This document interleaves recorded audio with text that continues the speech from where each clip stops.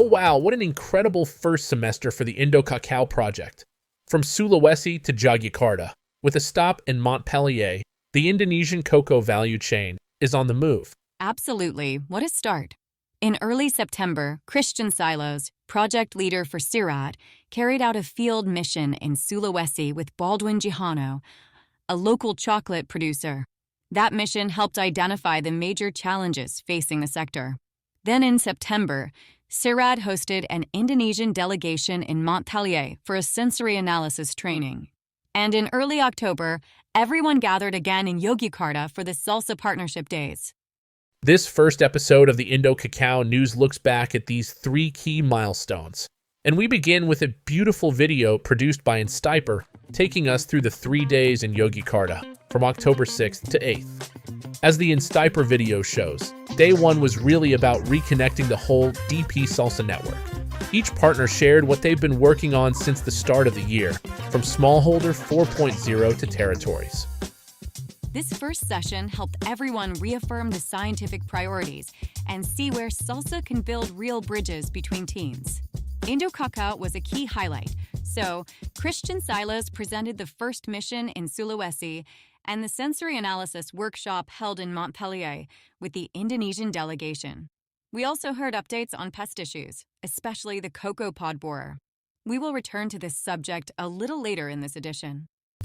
A calm, structured start, but one that clearly set the tone for the rest of the meeting. The second day took a very different turn because it was linked to the WOBIC conference, organized by UPM.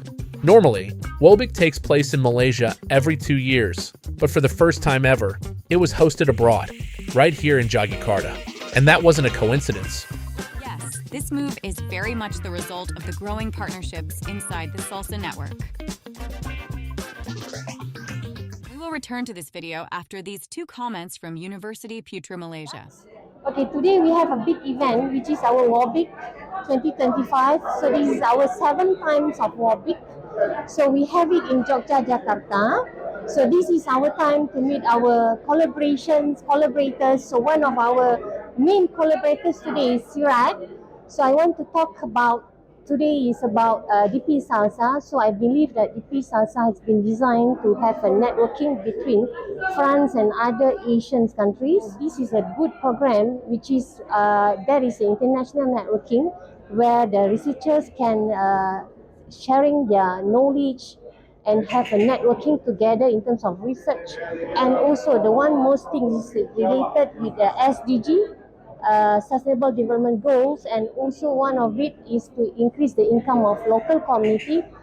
Okay, I think for the 6th edition of WOBIC, we have been doing it at the national level.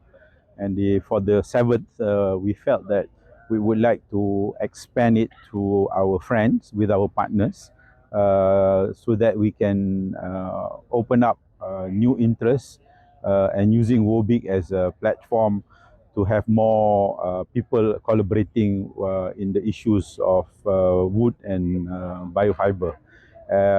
And also because we have just launched the Salsa initiative by CIRAD and the few of us in the region, we selected one of the partner, which is Instiper, to co-host with us. And with that initiative, it opens up to more expanding the original WOBIC to a more regional players. We hope in our next WOBIC, we can even expand further.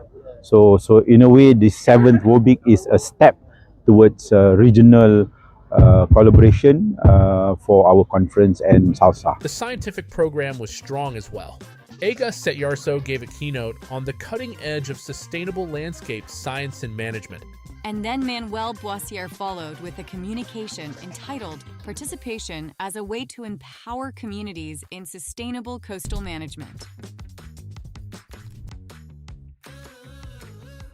And on the 3rd day, we came back to the central topic of this edition, the IndoKakao project and the future of the Indonesian cocoa value chain.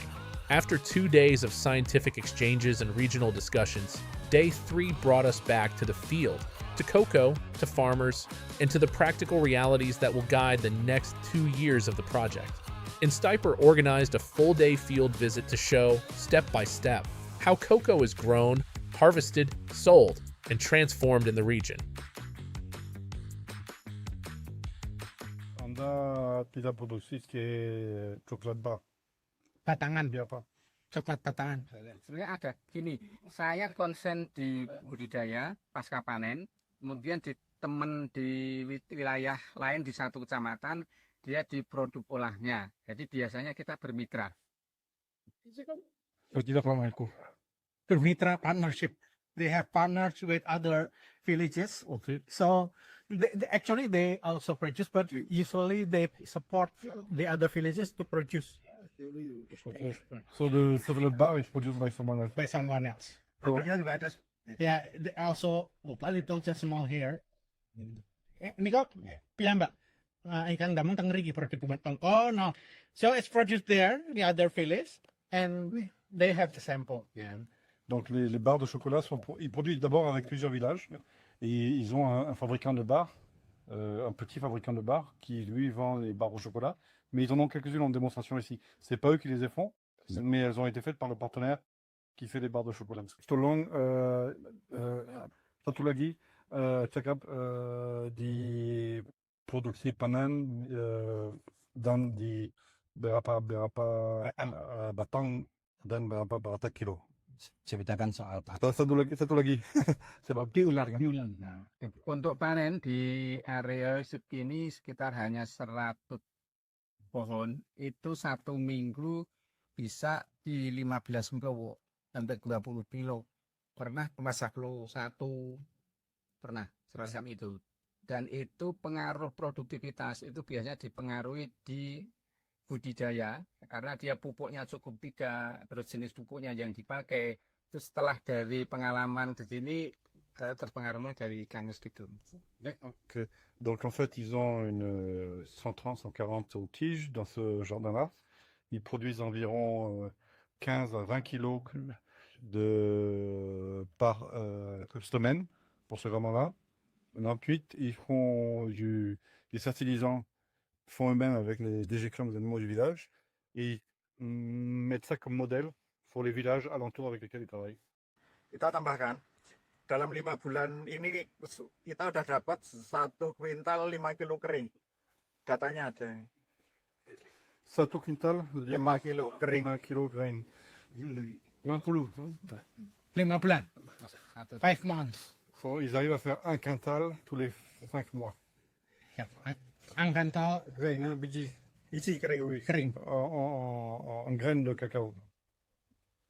Fermentasi. Ok. Thank you. Fermentation. Le poids donné, c'est après fermentation. Après fermentation. Thanks a lot. These on-the-ground discussions highlighted the diversity of agricultural practices and raised questions directly related to the IndoKakao roadmap, improving productivity, strengthening agroforestry systems, and supporting young farmers and women producers.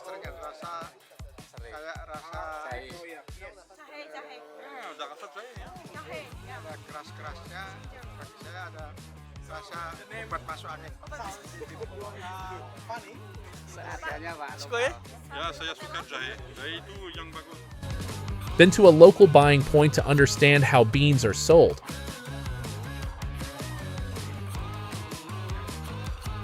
We are in Gria Coklat. Misong du Chocolat. Jadi kita di Langgeran, Gunung Kidul. Ini Gria Coklat. In French, it's Maison Chocolat. And finally, to the Chocolate Museum for a broader look at Indonesia's cocoa history. A concise, hands-on day, and a clear reminder of what IndoKakao needs to address in the months ahead. Observing conditions on the ground will help translate scientific questions into operational priorities. And that brings us to the end of this very first edition of the IndoKakao News. Over 3 days in Jakarta, from scientific discussions to field visits, we've seen how the project is taking shape and how the partnership is already moving forward. In our next episode, we'll go deeper. We'll look at what we learned in Sulawesi, with voices from the field, farmers, cooperatives, and local innovators, and we'll review the latest developments of the project as we approach the end of the year. Thank you for Thank you for watching, and see you soon for the next IndoKakao IndoKakao news. news.